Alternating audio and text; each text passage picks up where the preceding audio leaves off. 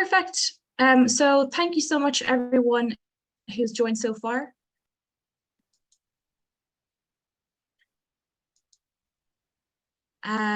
This is our second community practice of the year and partnership with Chronos Sustainability. So thank you so much to Sheila and Rory for partnering on this event. Really excited to be working with you both, and the speakers as well, Jaco and Julia. So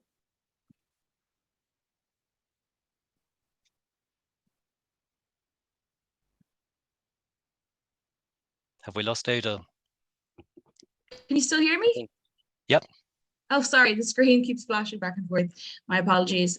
So I think we'll just get started with yourself, Rory, just based on my connection seems to be a bit on and off. Apologies. So go ahead there and get started. So your slides up first.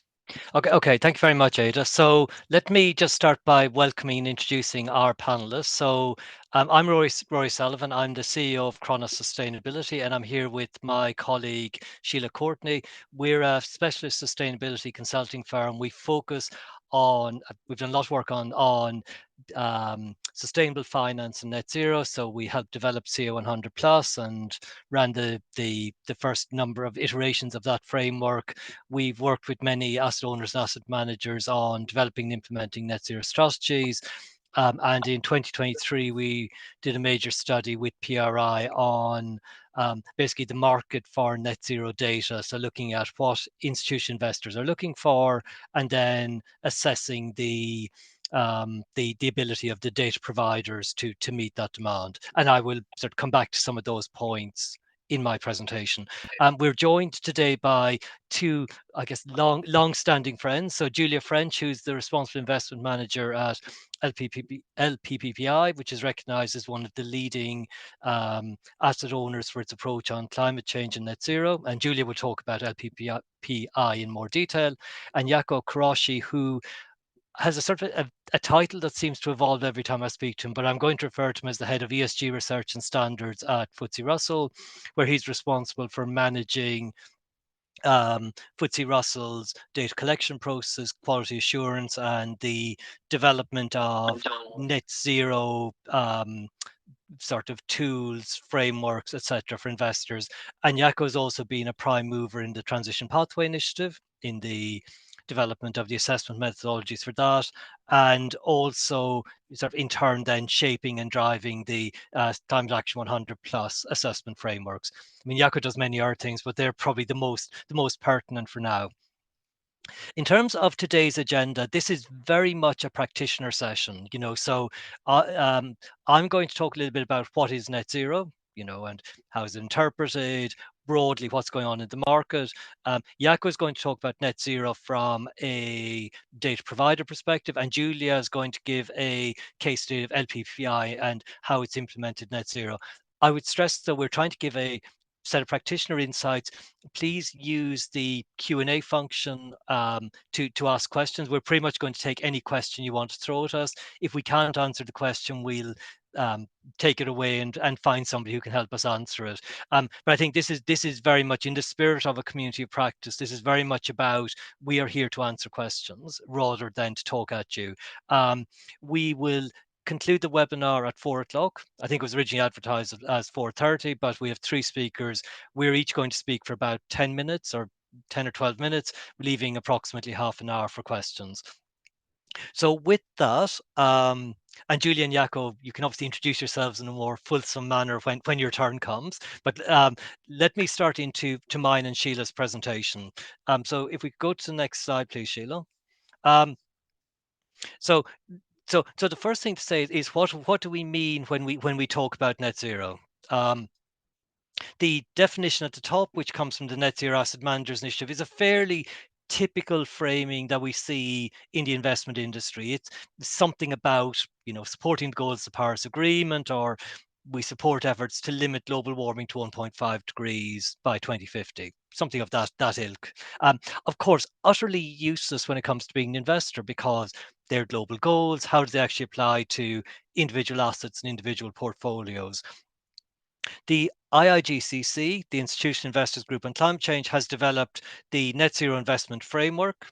which is pictured on the left, and is currently consulting on an upgrade or an updated version of that, which provides quite a practical guide for investors. And I'm going to talk through it because it parameterizes what investment organizations need to do on the way to net zero.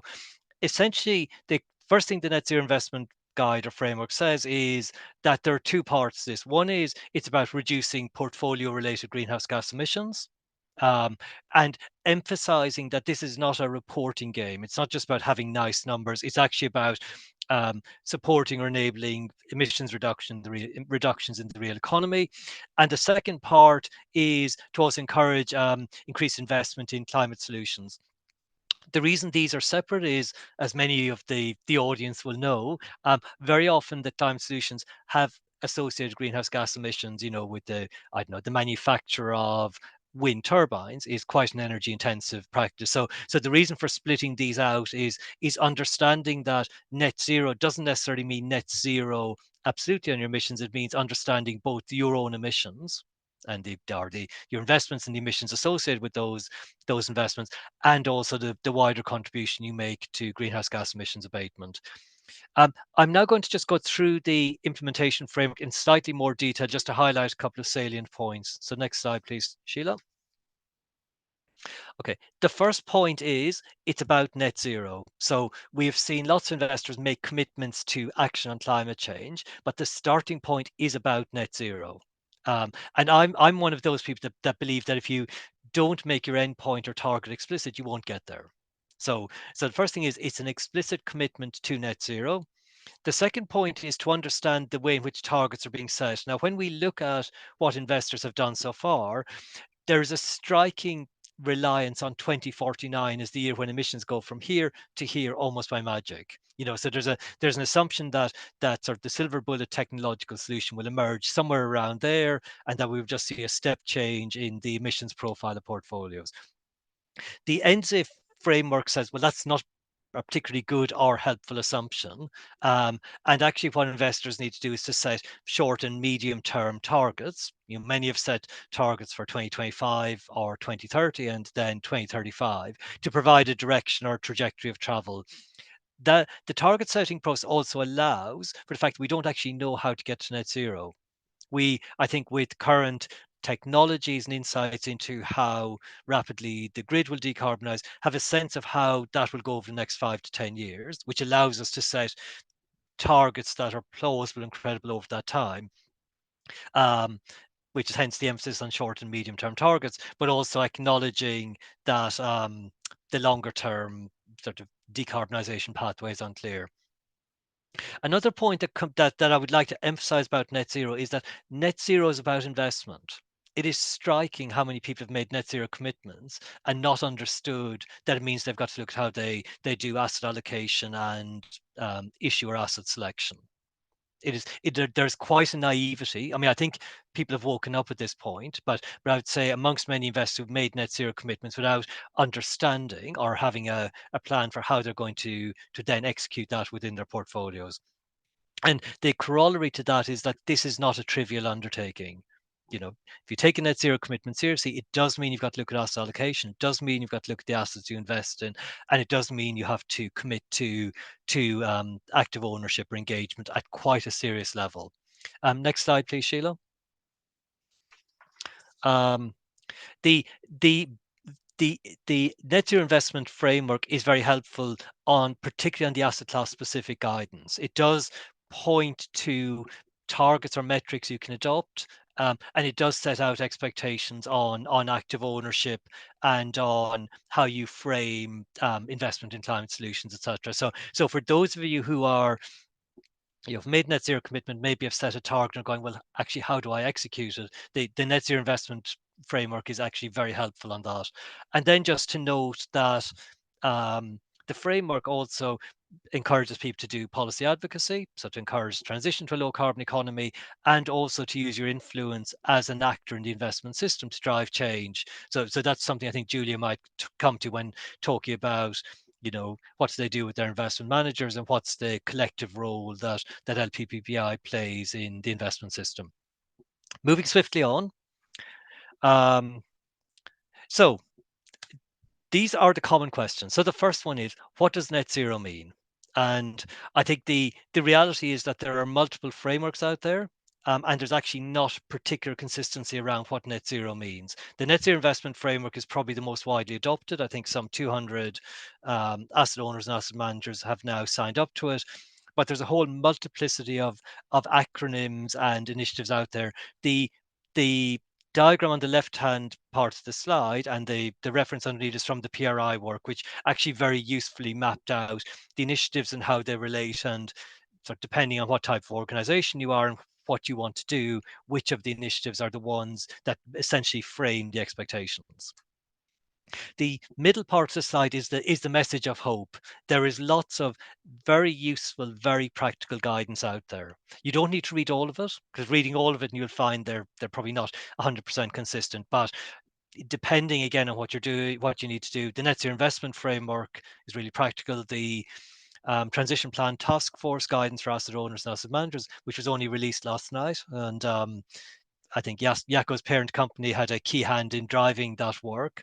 The Investors Group on Climate Change in Australia and the Investor Agenda have all produced useful guides to different aspects of net zero, be it on transition planning or on how you step through. So the bottom right document from the Investor Agenda is very useful if you're just starting.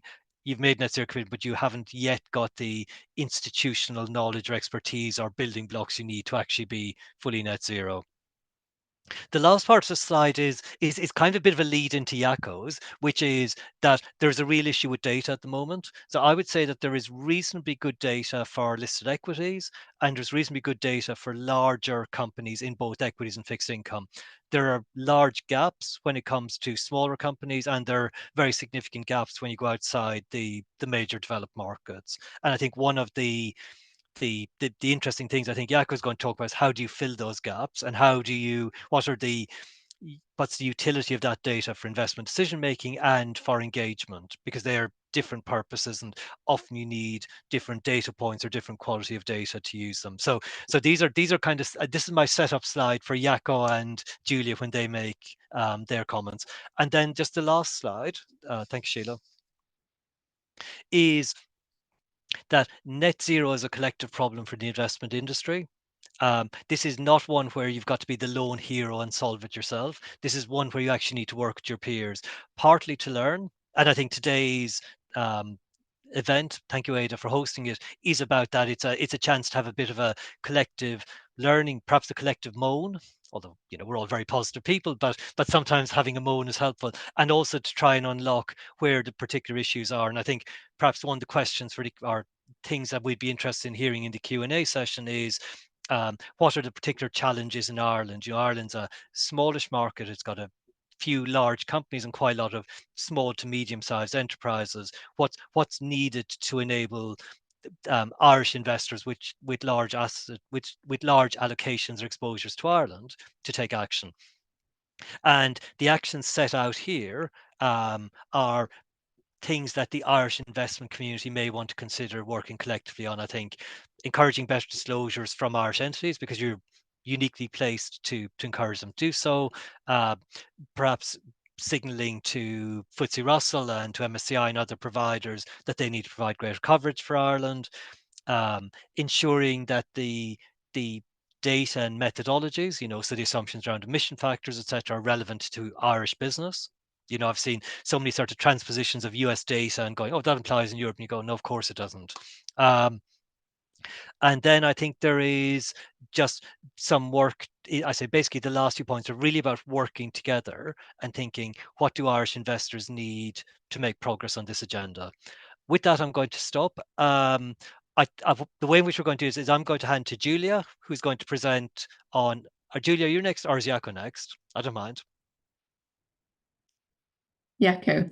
Jaco's next. Okay, so let me rewind. So I'm now going to hand to Jaco, who's going to talk about the work FTSE Russell does and some of the efforts FTSE Russell is making in relation to data and enabling investors to implement net zero. And then Julia, as I was saying, is going to present a case study from LPPI, and we will then go to Q&A. So Jaco, over to you, please. Thank you.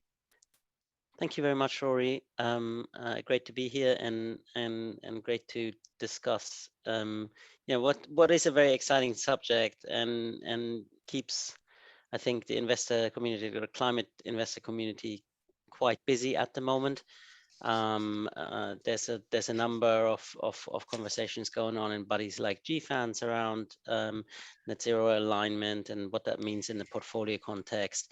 There's also something that's called the Geneva Group, which was put together by UNEP FI together with the IIGCC and others to kind of bring some experts together and discuss how we can think about portfolio alignment. And so I think this a helpful way of thinking about this net zero alignment or Paris alignment or 1.5 degree alignment is that there's a kind of a broad conception and a narrow conception. And I think, Rory, what you've been describing is very much I think the broad conception, and I think that's where we've made the most headway.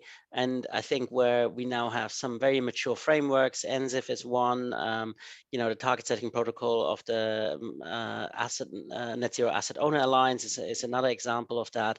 And we see kind of investors increasingly understanding how they bring this into their engagement processes, how do they, why they're doing this, and what the different levers are that they can pull in different asset classes. There's then a narrower conception which kind of goes into this question, okay, how do you measure this actually for a specific portfolio? And investment managers being investment managers, what they want is a number. How aligned is this as compared to the next portfolio? Or when you are trying to make investments, can you put 5 portfolios next to each other and say, well, they are aligned to different degrees? And there's been a huge amount of work that has been poured into this specific question of how do you measure alignment? I think we're not quite there yet, is I think the short answer. And there's a lot of different approaches to measure alignment. I think we have learned a lot from those approaches over the last few years. But I think we're still some way away from some sort of a accepted industry consensus on how you frame that. And I think, and this is where we get to the data piece, I think it can be usefully kind of grouped into 3 different approaches, right? And the first one is, well, how do you abstain from financing existing emissions, right? And that is something that typically is being done through measuring portfolio carbon intensities, typically scope 1 and 2, most commonly weighted average carbon intensity. And it's something that has been enshrined into things like the Paris-aligned benchmarks of the European Commission, but also implicitly, that's the framework that a lot of asset managers and asset owners have kind of set their targets on, right? Because the commitment is around, we're going to reduce our carbon intensity by X% versus a kind of a benchmark or the current state. And the metric that you're using there, again, is those scope 1 and 2 emissions, and typically formalized as a WACC. There is some complexity around that, and there's some risk around that. So the complexities are that actually, there's a whole smorgasbord of different carbon intensity metrics. And we actually put something out on an annual basis together with the Net Zero Asset Owner Alliance, where we're tracking how those different carbon intensity measures of portfolios and also absolute emissions are evolving for a reference portfolio. So that would be the FTSE All World, so large and medium companies, emerging and global and developed markets, and to kind of track how actually those intensities evolve. And what we see there, we have a chart in there where we call it intensity 3 ways. You actually, the choice of specific metrics matters a lot. There's a lot of volatility in these metrics, and a lot of the volatility in the metrics is actually not driven by emissions themselves, but actually what's happening both to the reference portfolio and kind of the underlying financial indicators. So things like inflation, portfolio rotations, commodity prices, they all will sway your WACC one way or another, or your EVIC normalized climate data. And so you kind of have to wrestle with that. In addition, you also then have to think about, well, what about your scope 3 emissions? And that opens a whole new can of worms, where you're kind of trying to bring that into that approach. I think the risks around kind of narrowly conceptualizing that around the emissions are have been also quite widely debated. One is that you get to basically paper decarbonization. You effectively look at a portfolio, you slightly adjust the portfolio by excluding some of the most carbon intensive companies, and suddenly you have a much better carbon intensity. But the question remains, well, have you actually contributed to that real world decarbonization that Rory has been describing? There's a second kind of family of metrics, and they are very much concerned with financing future emissions reductions, right? And probably the most prominent metric there is the implied temperature rise metrics, ITR. And so that's a fairly advanced forward-looking metric that is calculated in a fairly complex manner. But effectively what it is looking at is, okay, if you're looking at your portfolio and you project the emissions forward, and typically that is done using the targets that the companies themselves have set, well, what does that say about the alignment of your portfolio? There's a number of different challenges with this, and I think this is probably one of the most intensive research projects that we've seen in the industry for some time. So it started all with things like the alignment cookbook, then the TCFD put together something that was called the portfolio alignment team. They went through several different reports. There's now a GFANS working group on this. So there's many years of work in the industry on these particular metrics. I think there's a couple of problems that remain unsolved, and one is that there's a huge amount of data that goes actually into the calculation of an ITR metric. You need to make assumptions about the future carbon trajectory of your portfolio companies. You typically do that by targets, but there's many different ways that you can make assumptions around that. You need sectoral decarbonization pathways that you compare the performance of these companies to, and then you need to translate that all into an implied temperature rise. And doing that involves a lot of methodological choices. Actually, the portfolio alignment team codified that into kind of, I think it was 9 key judgments, where you kind of 9 choices that you face when you're making a portfolio, calculate the implied portfolio temperature. And what we see is that when you vary those assumptions slightly, you may end up with very different temperature numbers. And there's great work from the likes of UNEP FI, who have kind of put the same reference portfolio through all the ITR calculations that are out there in the market. And you see that, you get differences well over a degree centigrade as an answer. So there is that challenge with the ITR metrics. The other challenge around it is that you're banking on future emissions reductions. And so the question about the credibility of the targets and the credibility of the transition planning becomes absolutely paramount, right? Because the risk is that you are basically just buying into financing existing emissions, right? If companies turn around and change those targets or do not meet the targets that they have set, and we have seen evidence of both of that, well, you might end up just financing business as usual rather than the transition that you're looking to finance. So it has its own challenges and risks, this way of thinking about measuring portfolio alignment. Now, there's a third and final way of thinking about that, and that is about financing climate solutions, right? It's again something that Rory called out as one of the kind of the pillars of NZIF. Overall, this is an area that we have done a huge amount of work in since 2008, when we first started to map what we call green revenues. That then obviously got eventually picked up in things like the EU taxonomy, et cetera, So there's now a family of metrics out there to measure climate solutions, particularly the green revenues piece. And so what you're asking there is, well, how much exposure does your portfolio have to that? The challenge around that is it's probably kind of one of the crunchier metrics, in the sense that you're looking at dollars of revenue. You have to somehow decide where you say that climate solutions starts and stops, and you have to deal with the problem that climate solutions might change over time, right?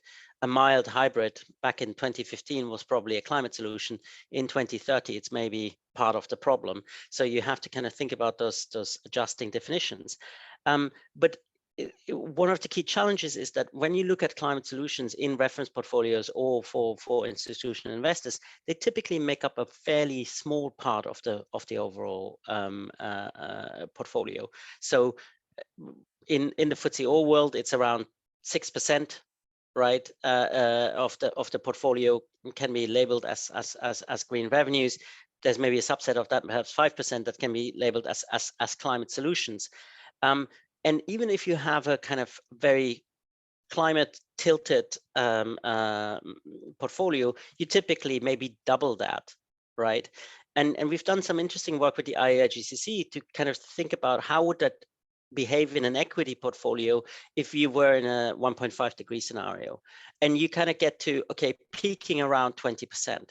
That may not sound like much, but that's kind of where the tech sector peaked, kind of at the dot-com bubble. So that kind of gives you a sense of perspective there. Now, so you have these three different approaches, thinking about, abstaining from financing existing emissions. You can think about how you measure, how you invest into future emissions reductions, and you can think about how you invest in climate solutions.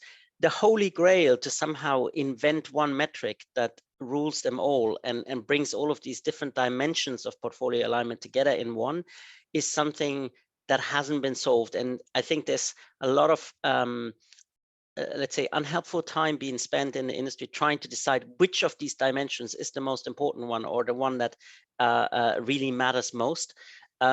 If you are a large universal owner, you probably need to think about alignment of your portfolio along these three different dimensions, and also accept that there's probably, even for each one of these dimensions, not a perfect metric that will provide you all the answers. But yeah, that's what I would kind of provide as the view out of the data dungeon, if that makes sense, Rory. You're on mute. Beginner's mistake. Before we go to Julia, just to ask people on the call, please pop your questions in the Q&A, and we'll come to them after Julia's presentation. And Jaco and Julia, just to be warned that the first question that has come in is one around, given that investment is premised on growth, is this whole net zero stuff just a bit of nonsense? Which I will not be answering, but I will be referring to you to answer. But with that, Julia, would you like to present, please? Thank you. Okay, brilliant. So I know Sheila's going to be getting my slides up, so thank you for that. Thank you so much so far for having me. So as Rory said, I'm the Responsible Investment Manager at LPPI, and I'll cover what LPPI is, Local Pensions Partnership Investments. I've been here for about 2.5 years and came from a more climate finance specific background. So as well as sort of covering ESG integration within LPPI from the Responsible Investment team, I'm also the climate change lead. So I've led on the net zero target setting exercise that we've been undertaking over the past few years, and also supporting our TCFD reporting from a sort of SME perspective. So if you want to go on to the next slide, I'll be covering an overview, and then we'll go into some of our case studies of what we've set so far. So for LPPI, we are a asset manager who supports UK local government pension scheme LGPS clients. So they are London Pension Fund Authority, Lancashire and Berkshire. So they are our sole clients. We are their sole asset manager, which is quite a specific relationship. And we also have 2 funds that are in infrastructure and real estate, where we also work with other LGPS clients in a more of a collaborative endeavor. But predominantly our AUM is now 25 billion, and our 3 asset owner clients, although we can also consider ourselves an asset owner, invest across the range of our asset classes, which you can see there. So this is a helpful graphic just to display our AUM, but the more recent figure is on the left. So we do manage some assets in-house within listed equities and infrastructure. Otherwise, all of our assets do have an externally managed portion of them, including infrastructure and listed equities, and it's all actively managed, so we don't hold any passive funds. So for us, we did set our net zero asset manager initiative commitment in 2021. But also one of our clients has also set one in their prerogative as an asset owner, just quite similarly after ours. They thought it was a good idea to follow suit. And we obviously are following the IGCC and ZIF framework, as Rory outlined. And within that, there are 4 targets, and we as an asset manager are focusing on 3 of them. So decarbonisation, raw emissions reduction, quite familiar with that, as well as alignment and engagement. So rapid fire, what is alignment? That is really a sort of assessment of a holding company on its continuum to actually achieve net zero. So what do you want to see in that respect? You want to see them set emission or measure emissions, monitor emissions, set short and medium term targets, set a long-term one, at least say that they want to be targeting net zero by 2050 as a first port of call, and then move on to actually disclose a decarbonisation strategy. How are they going to do that? Obviously, that strategy can be of varying depths. How have they put money against their commitment? How are they actually going to reiterate going forward? What do they treat offsetting, etc.? You want to make sure they're at least reducing emissions by 90%, for instance, before they even think about becoming net zero today with offsetting entirely. So it's those sort of checks and balances that you want to be seeing a general company going along. And so the target is obviously to try and get as many companies into those final buckets, as we say, the final edge of that continuum. And if they're not currently there, then you want to be engaging. And so those are the sort of the 3 areas that we've set targets around currently. There is obviously the final one of climate solutions.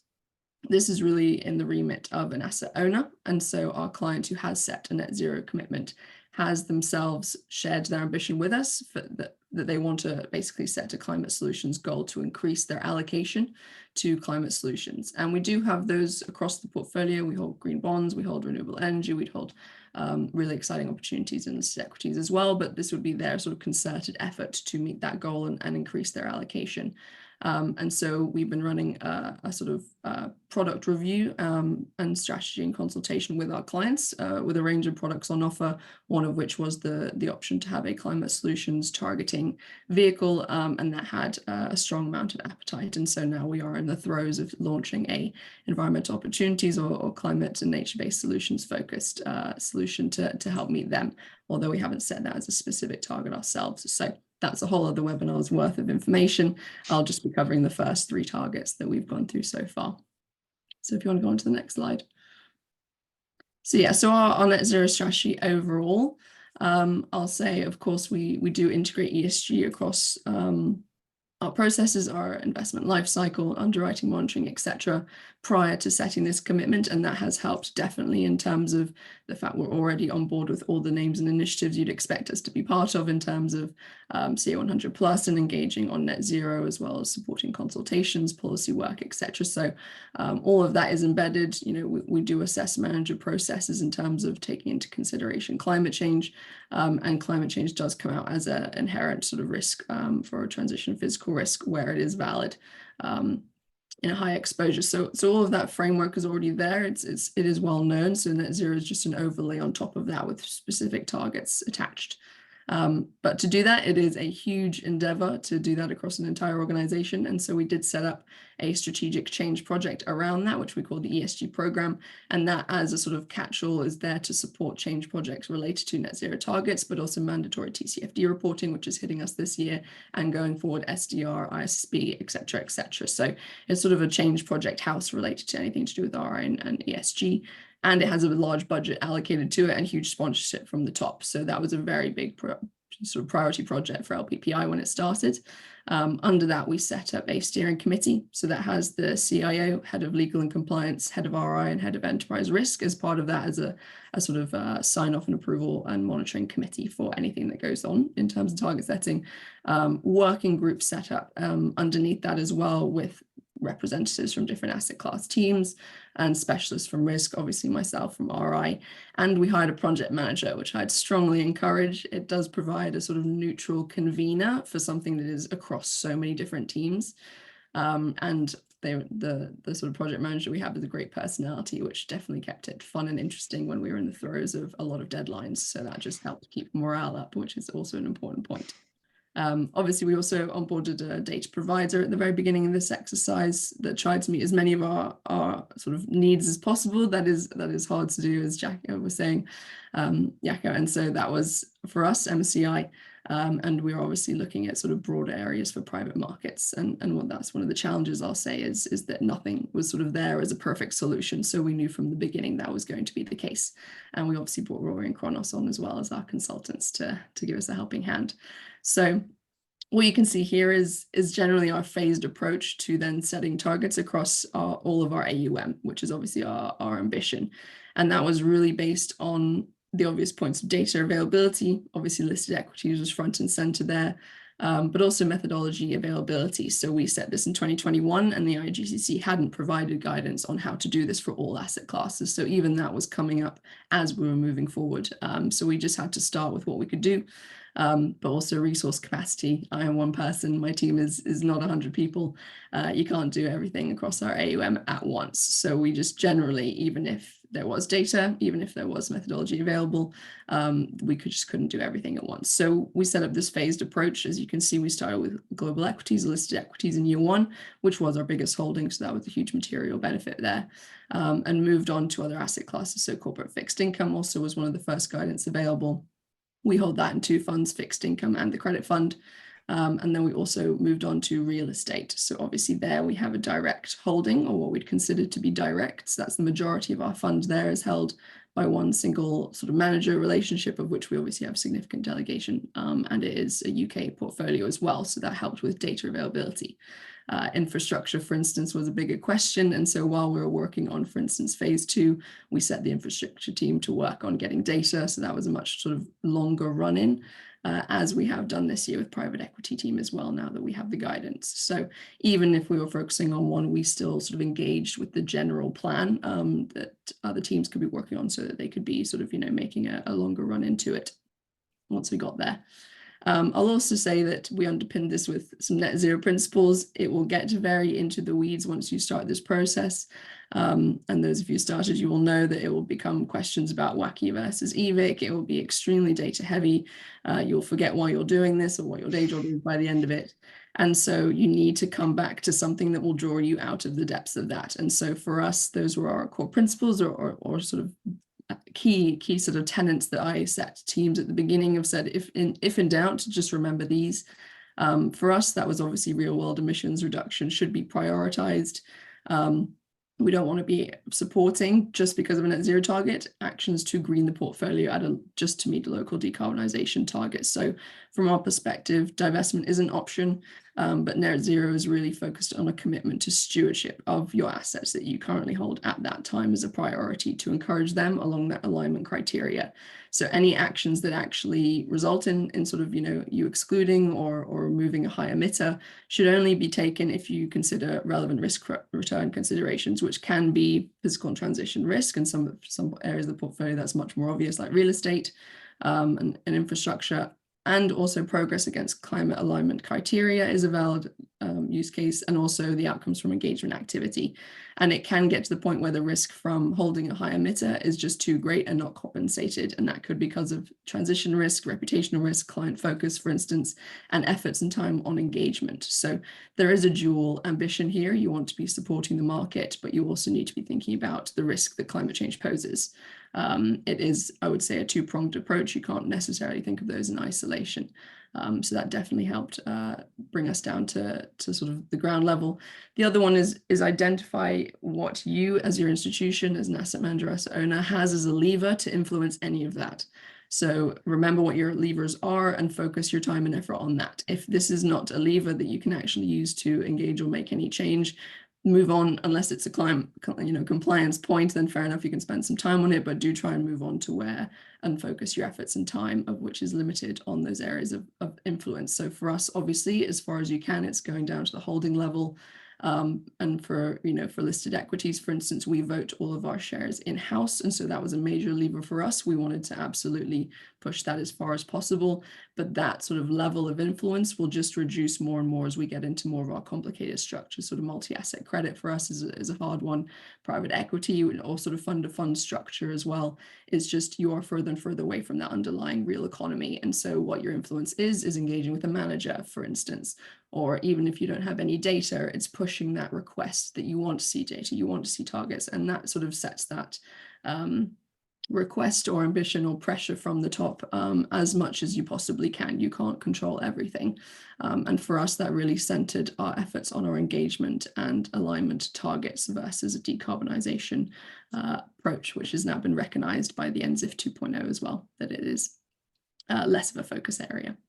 So hopefully that's a sort of helpful framing. Happy to answer any questions on that, but I'll just go through our sort of asset class perspectives and some of the challenges, wins, and considerations that we had there. So if you go on to the first one. So for us, listed equities was obviously a major focus. This is a single fund. It's managed internally and externally, and really has a value or quality bias in its fundamental strategy, which inherently means that it is not a fan of those that are holding significant transition risk and high emissions. And so by its very strategy and nature, before we'd even set a target, it is very low carbon. So I would say that is a sort of obvious benefit to us in terms of what our initial baseline was and how much we've performed.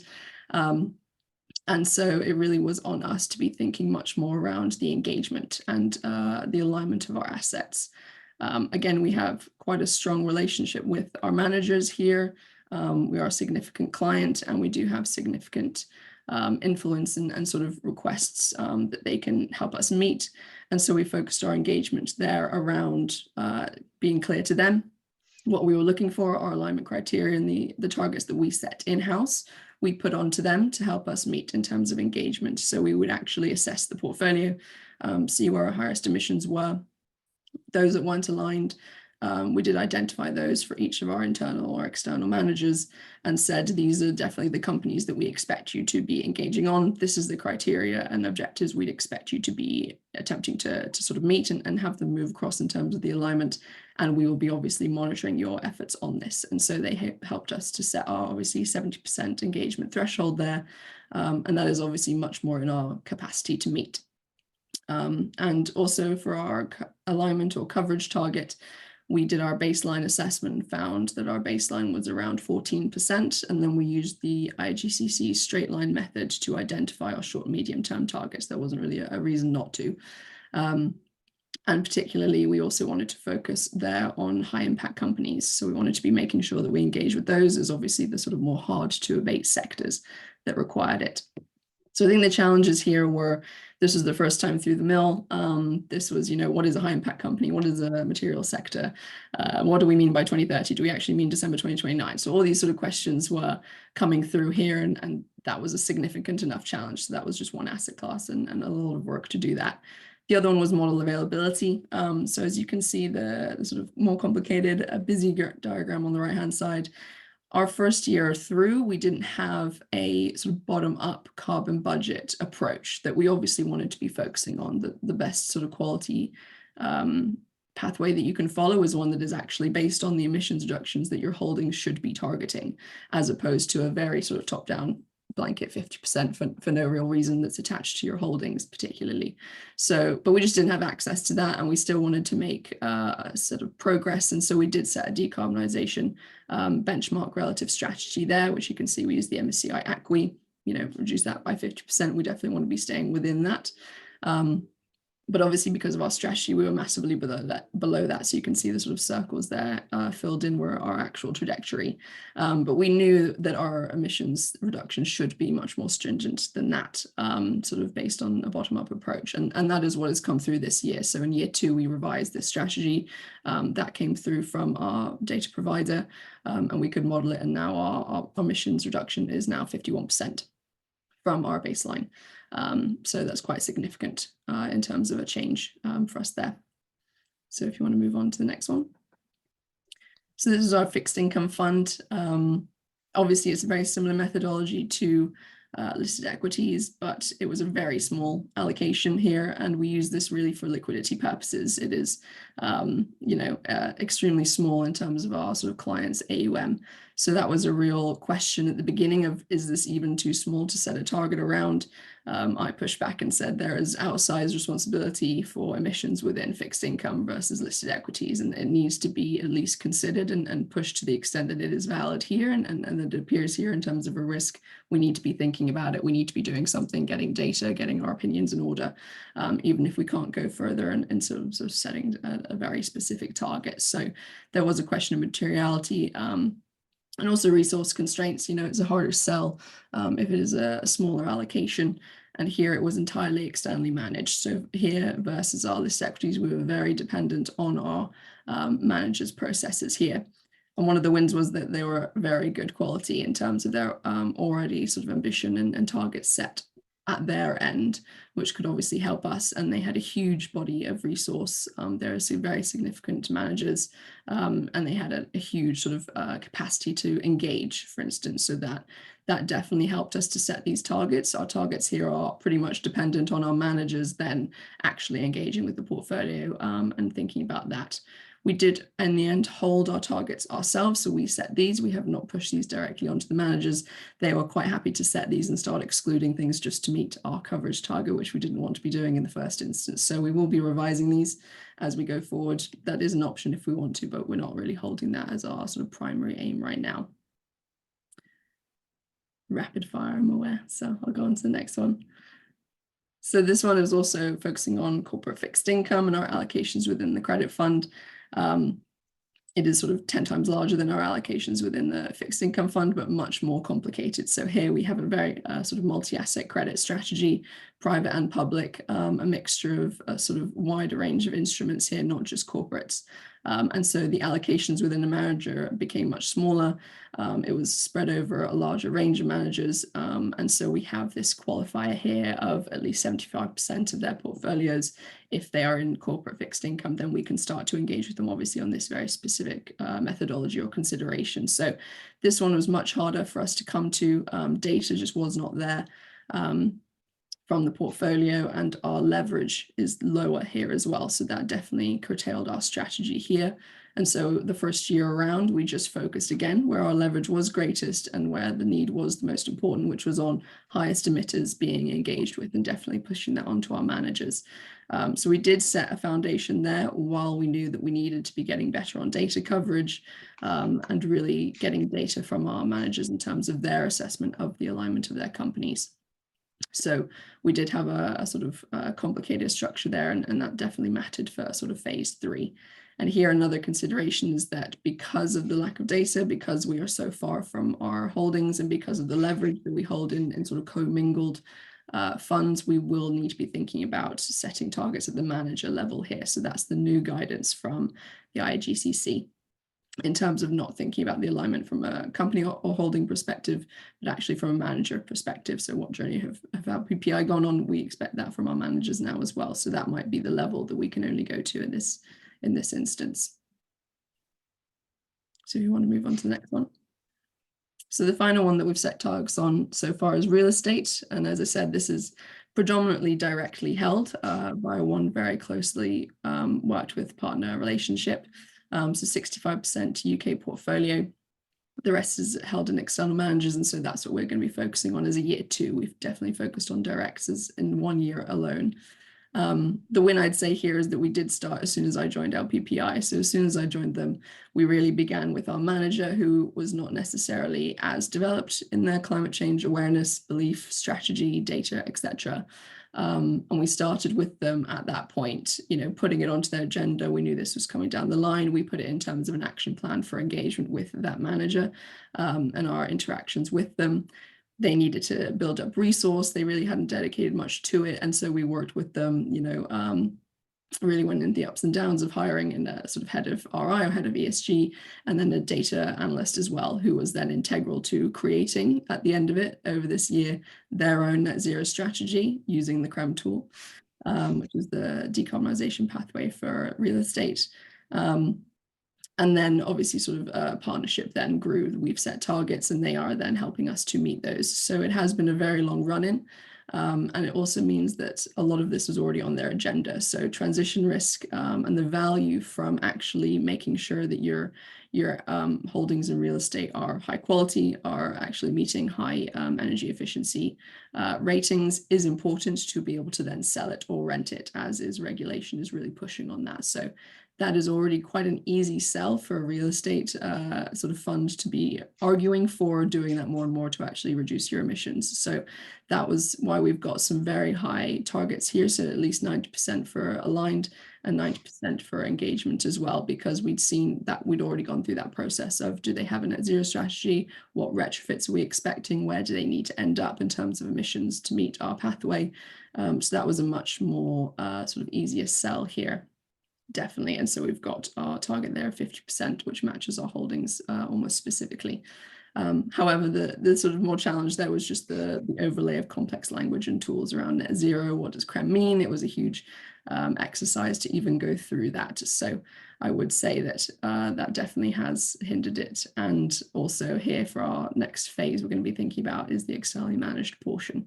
So thinking about the manager targets instead of holdings, like the targets set out here. So then I'll just figure some conclusions and reflections. Overall, it is obviously an awful lot of work.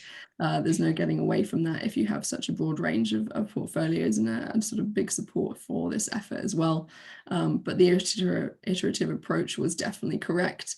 And you might think that off the bat, it looked like a low AUM. A lot of people sort of in year one managed to reach 80% of their AUM with net zero targets. I'm thinking, how do they do that? Just because 80% listed equities. So once you get into more private markets, this approach is definitely needed. It is a lot of work, but that has definitely led us into a very good place for our mandatory TCFD reporting. So this has definitely helped both push off, for instance, infrastructure managers to think about this early and get data, which has then put them in a good position for TCFD. Obviously, we have targets as well, so that portion is really set. And the greater sort of regulatory disclosures and requirements that are coming up around really help with that as well. So improved data quality, they will help you as you sort of begin your journey on this, and really will start to do a lot of the work for you so you can move on to bigger and better sort of considerations of decarbonisation strategies, etc. So I think the final point I'd say is around, you know, there is the question of, we do rely a lot on the market to be reducing emissions, you know, if for our broad benchmark relative decarbonisation pathways, that is an expectation really on the broader market to reduce emissions, and we can't necessarily 100% control that. So there will need to be, you know, the 5-year reviews of these targets will be important to recognise how well the world is doing to actually meet net zero, and that matters to an investment context. So you can't really escape that, and I think that will be coming through as a sort of bigger and bigger challenge against these targets in, you know, the next few years, really, as sort of things come around to sort of 2030 target setting. The other one is a very changeable market for standards. Transition plans obviously are coming out thick and fast, and greater expectations there, which just take an awful lot of time. But if you have core principles that you are focusing forever on your greatest levers for influence, those levers will be the same with regardless of what report you're putting your emissions into at the end of the day. So if you make sure that you're grounded in those and you know that you're doing work to make sure your influence is as large as possible, then you know that you're going to be in good standing for the sort of tweaks and different types of frameworks that come out. That being said, biodiversity and nature, it's been hard for us to get onto that. You know, I would say that this has taken a lot of work. Even just covering climate change, and that is essentially the easiest area of this completely versus nature, which is much more complicated and diverse. So I think this has been a bit of a sort of reporting fatigue. And also, it means that if you do this, you can't be targeting everything. You can't be spending a lot of time on everything. So that is a sort of resource and capacity constraint to other projects. And this is definitely something for us to be next focusing on, really. So stay tuned for that one. Okay, excellent. Well, thank you, Julia, and thank you, Jaco. I think we've had two very sort of practical presentations on the realities of defining, interpreting, and implementing net zero. We have a few questions. So one is a meta question, which I'm going to ask Jaco and Julia both to answer. One is a metrics one, which I'm going to direct to you, Jaco, I think. And then I've got one that I don't quite understand, so I'm going to turn that into a different question, unless the person who asked it wants to clarify it. So the meta question. So the meta question is essentially, if investment is premised on growth, then how can an investment really be net zero? How can an investor really claim to be net zero? I'm just wondering whether sort of how you reflect on that challenge. Are we kind of going to hell, but just slightly more slowly than we would otherwise, or is there a way in which where and how does this do your net zero efforts contribute to or enable us to get to net zero more generally? Julia or Jack, I'm not sure who'd like to go first on that, or you can reinterpret the question if you want to answer something slightly differently. No, I think it's an interesting question. Perhaps my answer would be there was this great story today in the FT from Pilita Clark on how the current projections are showing that emissions are probably going to peak or have peaked in 2023. And I think growth hasn't quite gone the same way. So I think there is this is a long-standing debate, kind of going back to the Club of Rome and further. But I think we clearly see growth decoupling from emissions to some extent. Like all things in climate, it's all a question about speed and kind of momentum. So I think is it enough? Does it go fast enough? And not yet, I think is the answer. But is basically net zero investing futile? I would say no, it isn't. If that makes sense. Yeah, thank you. Sheila, did you want to come in on that, or? Yeah, I mean, that was very well put already. I guess I would probably say that yes, to the extent that growth equals a sort of absolute raw increase in absolute emissions, it will not be creating a net zero business tomorrow, but we wouldn't also expect that, because there is going to be a significant work to be done to obviously measure emissions, have an organization actually start to manage and mitigate those for however that looks like to them. And you'd hope that increasingly their actual business strategy starts to take that in, and obviously any new growth that comes along is actually thoughtfully mitigated from the beginning. At the end of the day, you've got a lot of time. You don't want them to be net zero tomorrow, because that is almost impossible. So you would want them to be reducing emissions before they think about anything to do with offsetting. So yes, it is going to be a journey to get there, and I think that is why some ratchet effects will be important. As Jaco said, it's definitely going to be potentially not as fast as we wanted, and so the ratcheting and sort of checks and balances that we need to take along the way will be important, and I think at that point we can make a better judgment. Yeah, and I think maybe if I could just add to your comments, the assumption that more growth is inextricably correlated with more resource consumption is perhaps the most interesting and most dangerous assumption. And Julia, you talked about decoupling. And I think that idea is really important. I think also ensuring that developing economies don't repeat the same mistakes we've done could be quite helpful. So sort of leapfrogging some of the type of infrastructure and real assets we put in place might help.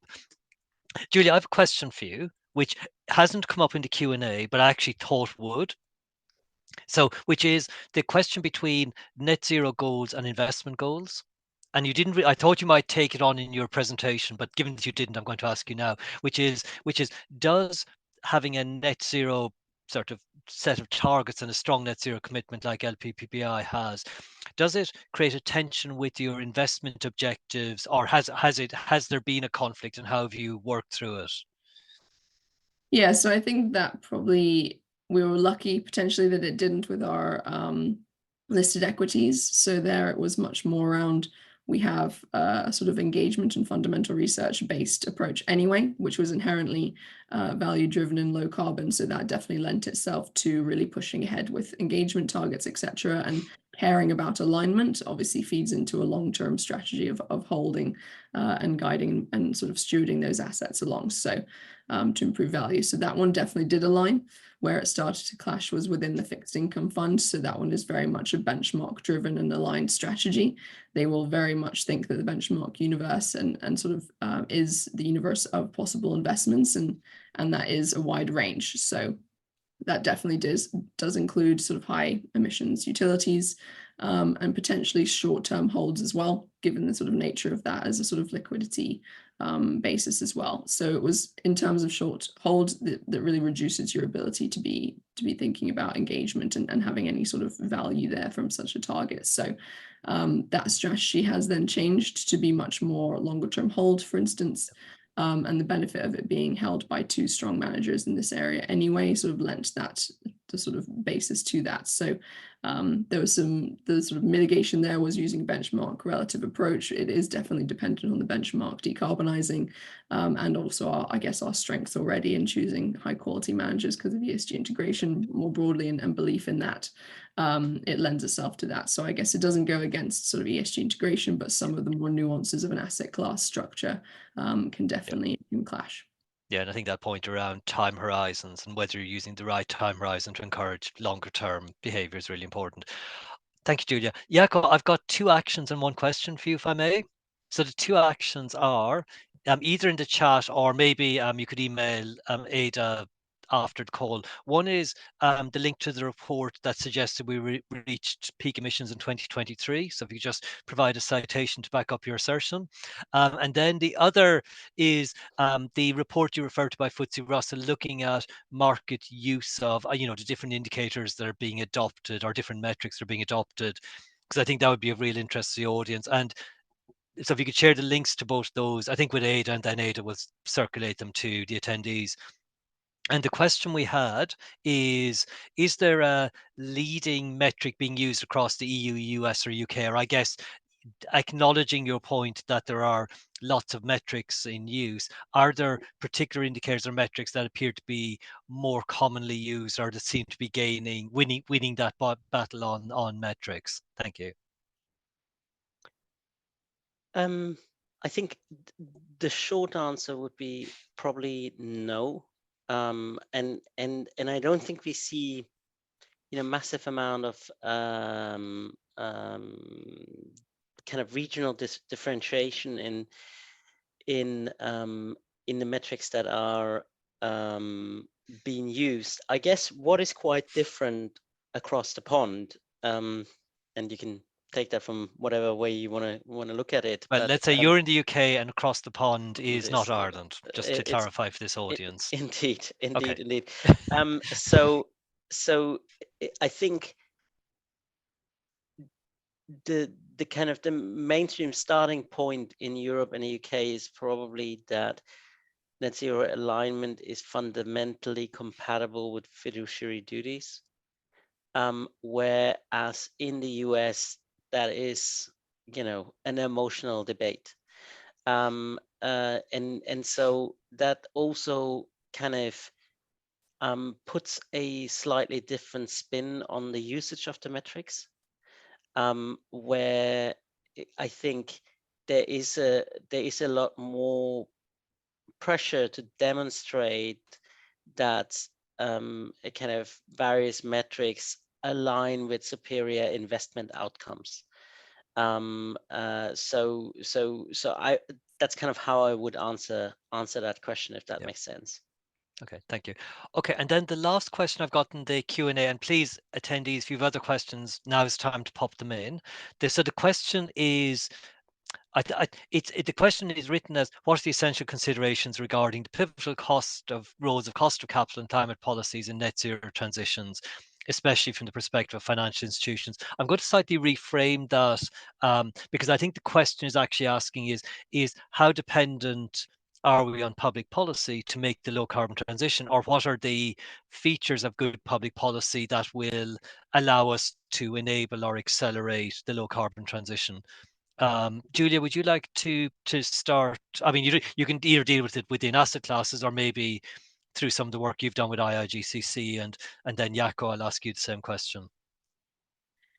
Yeah, so I guess there's sort of two parts to that. There is obviously the more disclosure and framework driven sort of rules support, mandatory regulations that would obviously be led from the top. That is an important regulatory role and responsibility, and that then supports from at least a sort of foundational level. Efforts can begin because there's a sort of common pool of data, and we as a financial institution rely on the real economy having those disclosures ready, and there's a reason that they're phased and introduced across the economy in a specific way. We as financial institutions are pretty much at the top of the data chain from the real economy, and so we definitely need that to support us. But the other area is much more around actual, we might consider climate solutions or general sector decarbonisation focus and policy support. So for instance, if you ban onshore wind, we're just not going to be able to do it, even if there's a lot of demand and appetite for that. Even down to things like planning rules is really a hindrance to sort of getting more grid connections and generally more sort of improvements to the grid, from those that have already been done, which is great from a UK perspective, at least. So there are very specific policies that can definitely be supportive. And I guess another one is leading on terms of the demand, even if we can sort of, as investors, provide the supply of these in terms of an infrastructure fund, for instance, supporting the demand, maybe supporting a move away from meat heavy diets and all that sort of good stuff we know the UK needs to be doing anyway. So that will really start to help in terms of developing new products and sort of business solutions to meet that demand, and incentives, supplies for updating real estate, for instance. Just before I turn to Jaakko, I've just popped a link in the chat from work done by the Investor Agenda and Chronos, looking at some of the features of public policy needed to encourage or enable green investment, which is, I think, Julia, captures many of the points you've done, but is structured in a nice 1 to 8 list for those who couldn't give up to you. And Jaakko, I think you've also popped something in the chat, but did you want to comment on this question around policy frameworks and their role in enabling investment? Yeah, happy to. I mean, policy is obviously key. It's one of the critical drivers of the whole low carbon transition. Technology is another one, and markets is a third one. And these kind of three things are interacting with each other. So I think at the same time, I think it's quite clear that at least for investors, we can't regulate investment portfolios to become net zero. That's just not quite the way the world works. And so, I think, and I think that goes back to that question. Okay, how does investment or net zero investing look like in a non-net zero world? I think, Julia, you put it in a very interesting way. That question becomes very salient, and I think the regulators as well as the investors are kind of, that question has become more pertinent, and there's a lot of time and energy spent to